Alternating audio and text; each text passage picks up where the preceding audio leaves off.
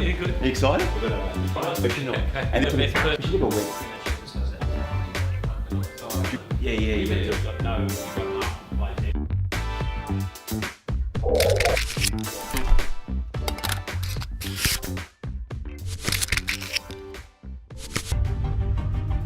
So, Maddie, I don't know if we're a bit rusty, but we got past episode 1 and we're into episode number 2. Seems like only yesterday, Clouds. Mate, it does only seem like yesterday, Maddie. I got to tell you. But, mate, did you have fun with the first one? Oh, it was awesome. Yeah, we're going to check up on Angela at some point, see how she's going into 100%. into 2018. So, market changing. If you've missed out on episode 1, make sure you check it out. It's all about getting that mindset right, and a couple of things that you can do to just get your momentum and get that right mindset and beliefs that you need for 2018. Yeah, 100%. To have a killer year. It was great content. So, listen, are you ready for call number 2? Let's go. Okay. Well, we've got the phone here, so we better get this happening. We've got Ben Lawson about to, let me just pull his number up here that we've got. So, Matty, Ben Lawson is from Lake Macquarie, small little boutique office, and he's got a pressing question, so let's find out what it is.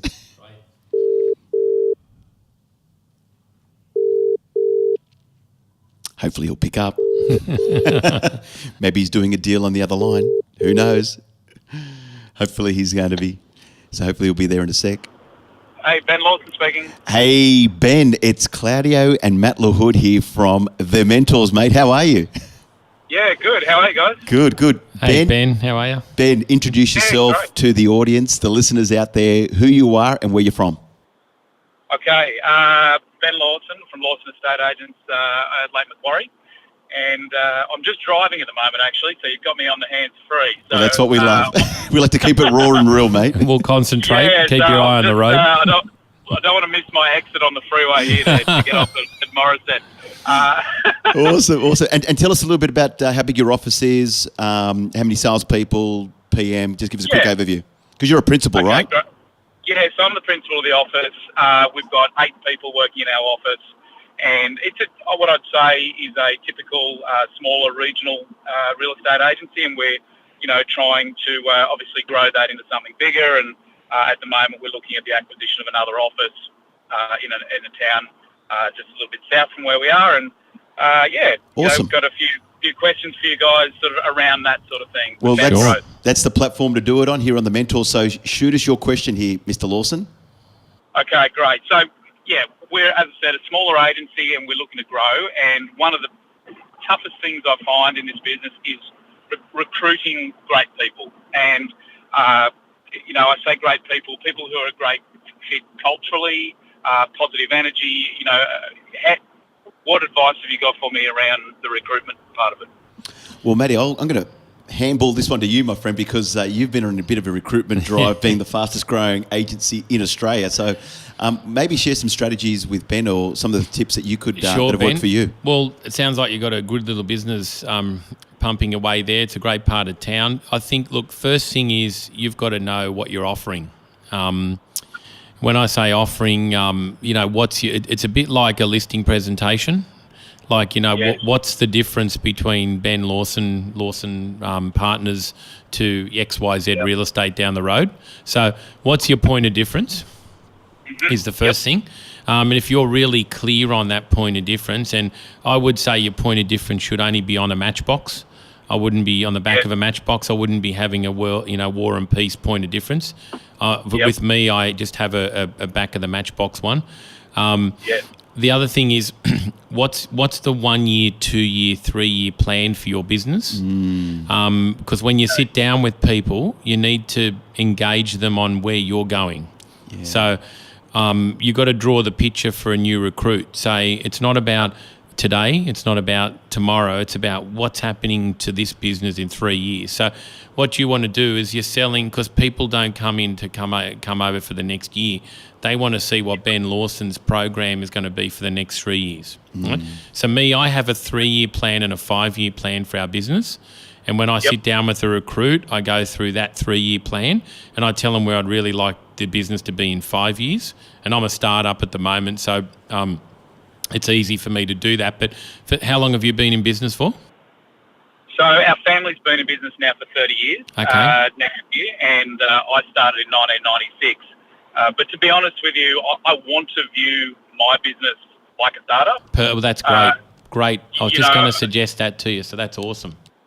Yeah, because, I can't be living in the fact I've been doing this 15, 20 years. That's in the past.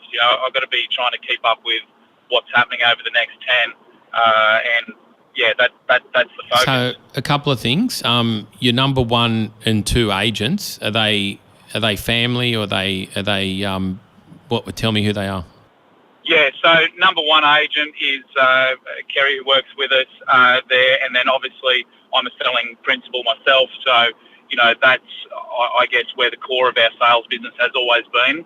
But I really want to be able to move away from being a selling principal to someone who's driving the business forward. And All right, recruiting so more sales team. you've just told me your business plan. So there it is. So if I was sitting down with somebody tomorrow, I'd be saying, look, how many properties do you sell a year, Ben? Myself? Yep. Yeah, 30 to 40. Okay, well, that's awesome. So you should be easily to be able to recruit. So what I'd be doing is I'll be sitting down with your top 3 potential recruits, and I'd be saying to them, look, here's my business plan. It's on the back of a matchbox, really simple. I want to exit out of selling day to day in the next 2 years, and I'm looking for somebody to hand over 40 listings to. Are you interested in taking any of them on? Yeah. Yeah, great. Right? So, Right. I mean, Yep. you're not going to have too much resistance to that, right?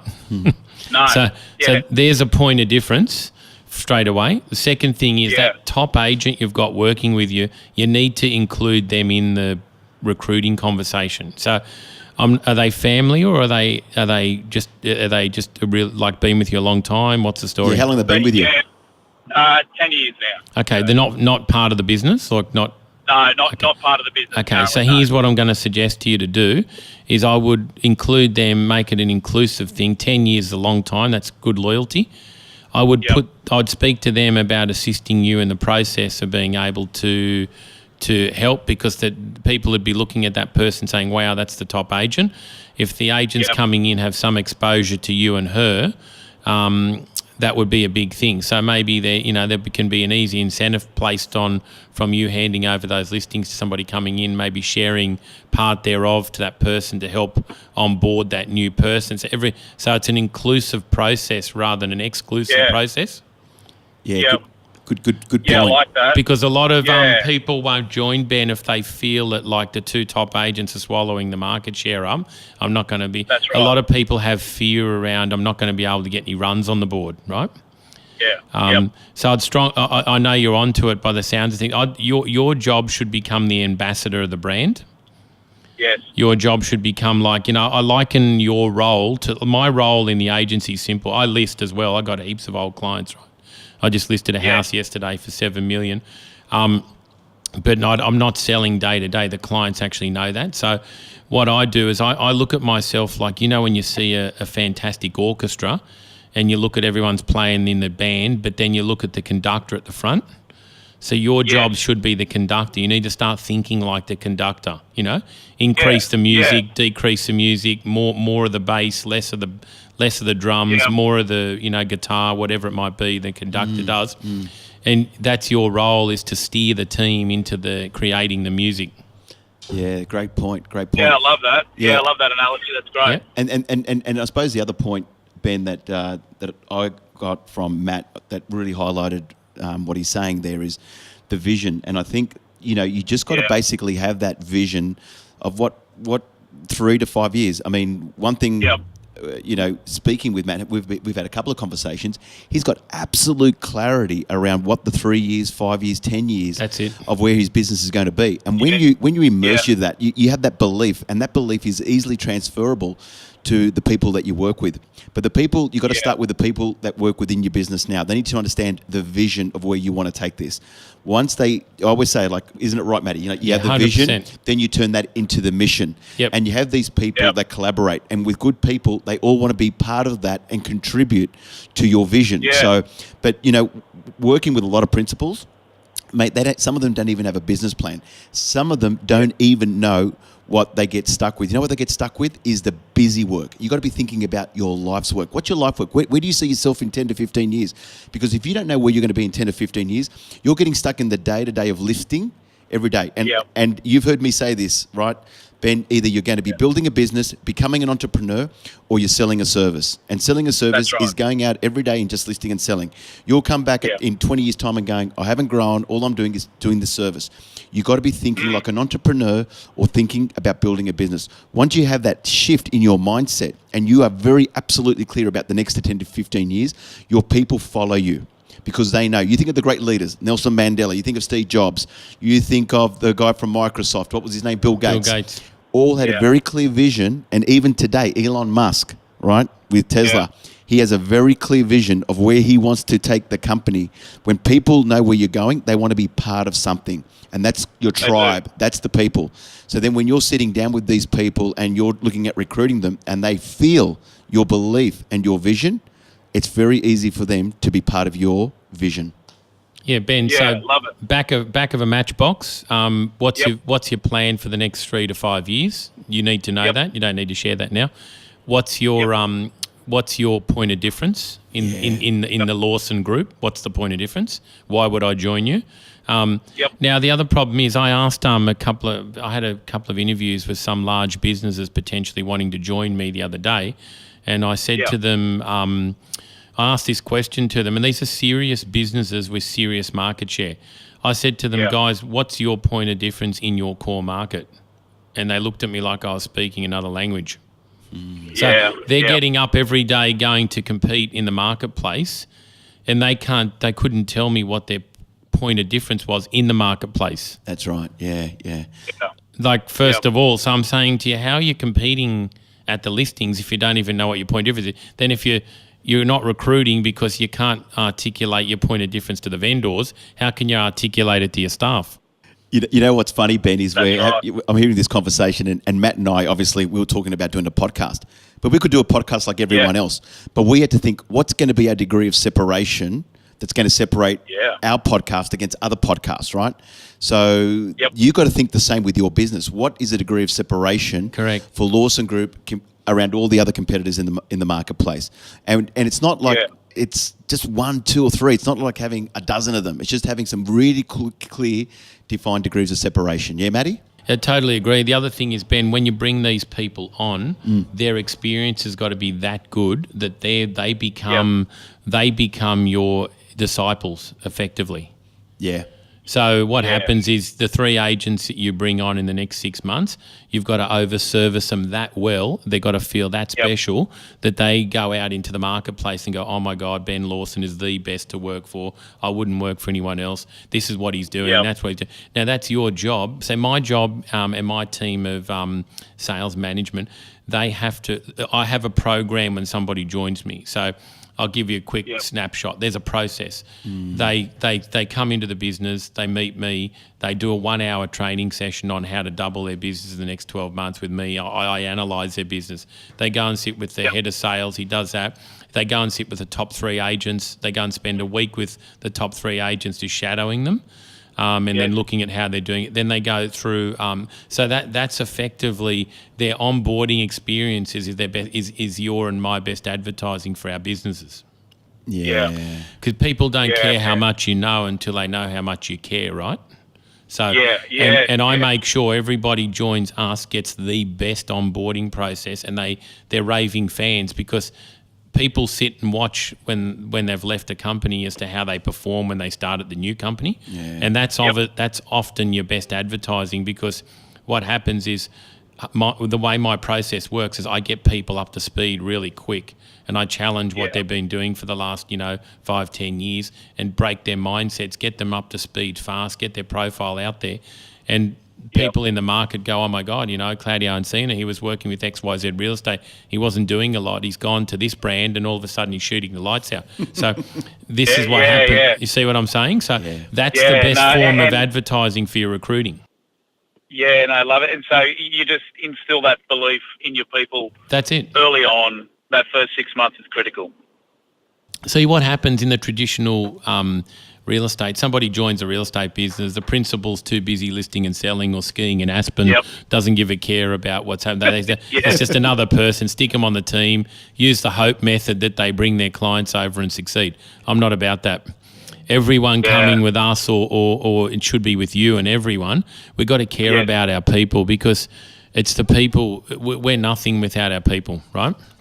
Absolutely. Absolutely. And if we care about them, they're not going anywhere. I've had the same people working with me for 20 years. I've had the same assistants, team leaders, managers, and because they know that the care factor is that high that they can't get it anywhere else. Yeah, good point.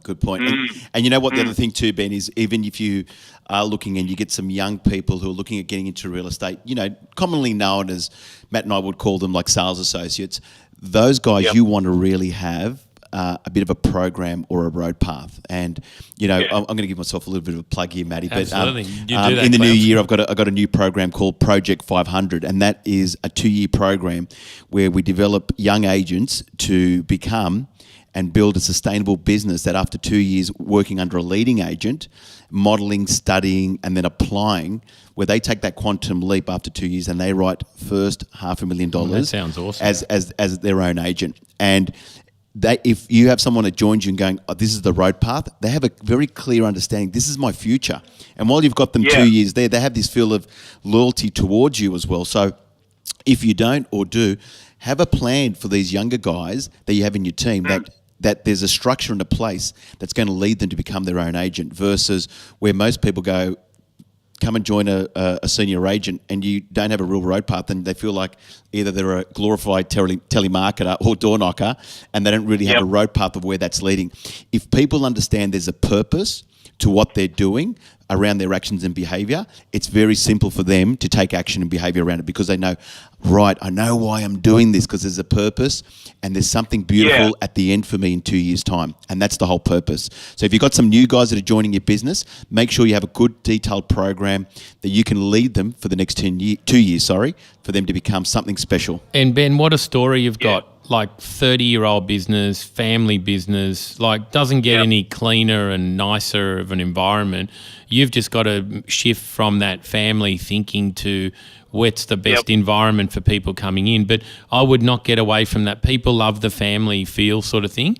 I wouldn't turn it into, you know, a military sort of process, because you want to just, I'd still keep the family feel, but what I'd do is I'd turbocharge it. Yeah, okay, yeah. Hey, Ben, have we answered your questions today? You have. You've blown my mind. I've pulled over on the side of the road now. So I'm glad we got your attention. I love it. And I'm glad we didn't. I'm glad we didn't call you in double demerit time either, out from Christmas. Or you were in an accident, but that's good. Hey, Ben, thank you so much for joining us on episode 2 here of The Mentors. Thank you for the pressing question and joining us. And mate, we may check in with you later on in the year just to see how things are going with your plan and your vision and recruiting, because we might you might come back on the show later on in the year in 2018 and see how things are travelling for you. Okay. I'd love to. Thanks, guys. Yeah, Ben, I'd like to hear how your success goes, Ben. Good luck. All the best. Yeah, pleasure. Okay. Cheers. Okay, bye. Ben, thanks so much. Hey, Matty, we've just nailed episode 2. Can you believe that? Clouds, that was awesome. I think Ben got some good content there. It's great to hear his story. I hope he really actions it. Yeah, exactly. All right, we're going to be heading into episode 3. Make sure you guys share this, tag someone else on it that you think can benefit from today's episode, or just join our little tribe, the Mentors. Catch you next time. Got something great from this episode? It would mean the world to us if you passed it on. Tune in each week as we mentor a new agent. Have a question? Want to be on the show? Get in touch with Claudio Encina, Matt Lahood, or visit our Facebook page. The Mentors is brought to you by Sprinkler.media.